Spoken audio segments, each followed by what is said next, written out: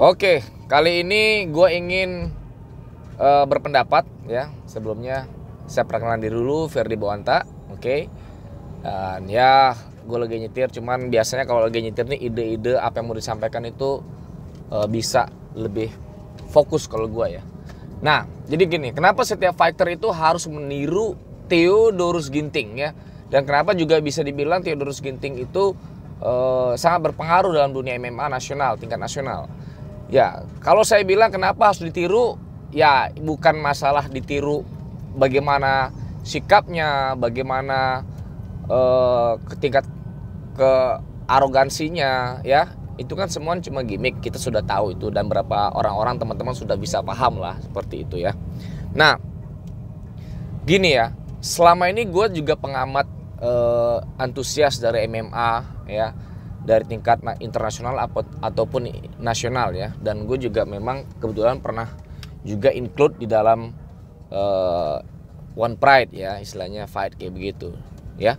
Cuman gini ya, gue selalu bilang dari dulu juga, siapa yang bisa mengangkat MMA fighter kita ini adalah ya teman-teman yang bicara terus tentang MMA gitu, buat teman-teman yang hobi di dunia MMA ya, baik itu dengan podcastnya atau apapun itu. Nah, itu juga sebagai pendukung supaya MMA di Indonesia itu banyak dibicarakan dan naik gitu ya, ratingnya juga naik. Itu penting sekali, dan penting sekali itu supaya tingkat kesejahteraan fighter itu juga bisa juga meningkat kalau dia populer seperti itu ya. Nah, beberapa orang juga bilang kemarin juga, ini bela diri jangan diperjualbelikan lah begini. Lu nggak bisa kayak begitu juga, bro ya. Ini karena semakin berkembangnya bela diri itu ya, itu sebagai budaya ataupun juga bisa dijadikan sebagai prestasi ya dalam bidang karirnya. Nggak bisa kayak begitu, semua juga diperjualbelikan ya, bahkan agama pun kadang-kadang diperjualbelikan. Jadi nggak ada hubungannya di situ ya. Jadi gue pernah dapat komen-komen seperti itu. Nah, kenapa seorang fighter itu harus meniru Theodorus Ginting? Ini penting sekali nih gue bilang ya. Gue bukan belain sikapnya yang kayak gimana ya, tapi gue adalah orang yang sangat concern sama meningkatnya kepopuleran dari MMA Indonesia, terutama di One Pride juga ya, seperti itu. Nah, Theo ini harus mempunyai karakter yang sangat arogan, ya, yang sangat ceplas-ceplos. Itu, nah, dia juga seorang fighter ya, fighter yang artinya gue bilang, gue kenal dia selalu hormat juga, respect sama siapa saja, orangnya tuh respect sekali sebenarnya. Cuman seorang fighter ketika dia ingin menjadi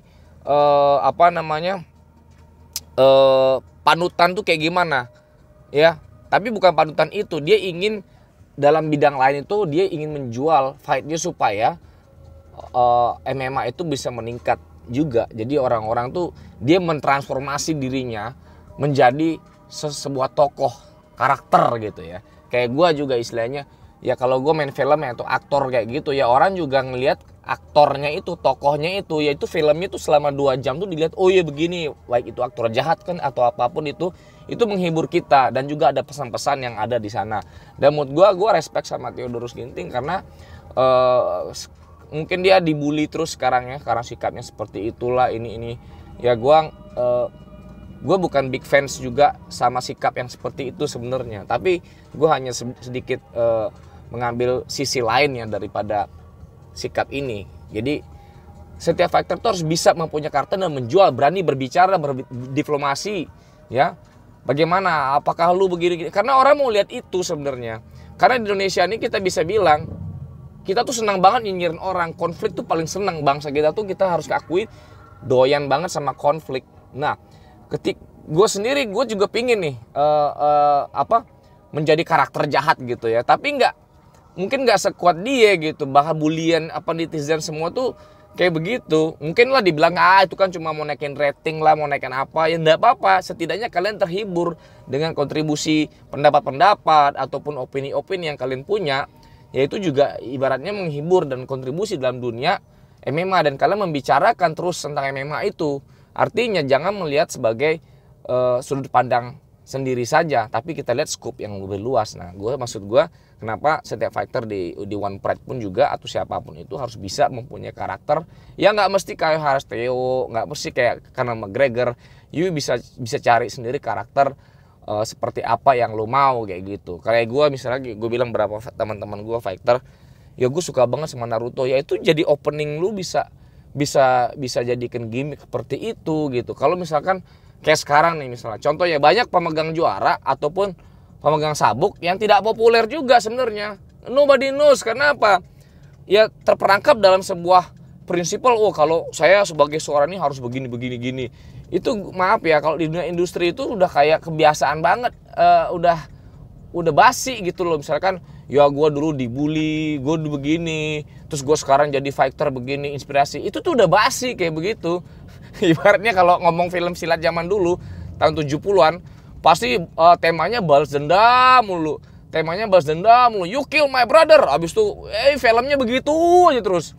Jadi itu udah basi. Jadi kita butuh suguhan-suguhan yang bisa membuka wawasan lebih luas lagi menurut gue kayak begitu. Nah jadi dunia MMA ini perlu orang-orang kayak Theodorus Ginting, walaupun Anda tidak sependapat dengan saya, nggak apa-apa ya. Dengan adanya tokoh-tokoh seperti ini, orang akan mengenal MMA Indonesia dan membandingkan sama yang lain. Walaupun nggak malu itu juga meningkatkan kualitas kita. Kita hanya bisa nyinyir aja begitu. MMA Indonesia paling begini-beginilah, nggak dibanding keluar jauh gitu bilangnya. Nah, sekarang kita lihat sendiri, karena kita sering ngomongin, kita sering nonton apa. Jadi kita pun sebagai netizen atau apa tuh kadang-kadang bisa menganalisa, gerakannya harus begini. Kita pun bisa belajar di situ dari gerakan, teknik atau apapun itu ya. Nah, dan juga kemampuan MMA fighter sekarang ini yang di Indonesia sudah mulai meningkat jauh sekali karena ya dibicarakan terus gitu loh. Artinya ya jadi ini nggak lepas juga dari tokoh-tokoh seperti Theo kayak gitu ya, yang bacot misalkan gayanya dia memang begitu, ya itu nggak masalah sebenarnya. Dengan gayanya Ahong juga yang kayak begitu, gayanya siapapun itu, tapi harus fenomenal menurut gua. Jadi jangan kayak bikin karakter tuh ya gimana ya. Ya banyak juga sih sekarang kayak Conor McGregor misalnya, dia ngebacot begini. Tapi kehidupan aslinya dia juga baik kok. Kayak Muhammad Ali juga begitu, kehidupan asli dia banyak nolong orang juga gitu dengan kepopulerannya dia gitu kan. Jadi jangan dilihat langsung di framing dari scene itu ya. Ya itu aja sih teman-teman. Semoga ini bisa membuka wawasan kita sama-sama pecinta MMA. Gue juga seneng banget MMA itu. Kemarin itu pelajaran yang bagus banget menurut gue ya, bukan Theo-nya, bukan Windry-nya ya, tapi yang fight kemarin itu adalah suguhan yang sangat menarik dan banyak sekali makna tersirat di situ. Dan the next day-nya yang gua respect lagi, si Theo ngomong, ya sorry gua begini-begini, ya dia tahu bakal dibully kayak gitu. Cuman gue juga orang yang istilahnya nggak terlalu suka dengan sikap arogan gitu ya. Cuman ya dia bisa meminta maaf ya atas ini semua itu, dan akhirnya dia nunjukin sportsmanship-nya dia rangkul Windry. Ya itu adalah jiwa kesatria dari seorang praktisi bela diri seperti itu.